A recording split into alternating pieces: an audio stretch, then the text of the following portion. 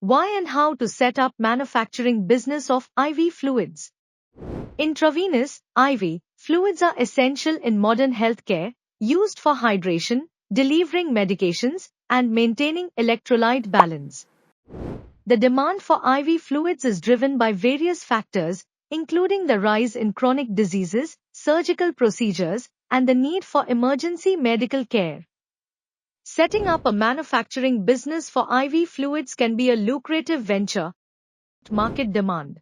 The global IV fluids market was valued at approximately $13.2 billion in 2021 and is expected to grow to $18.6 billion by 2027, with a compound annual growth rate, CAGR, of 6.1%. Have any questions or want to share your experience?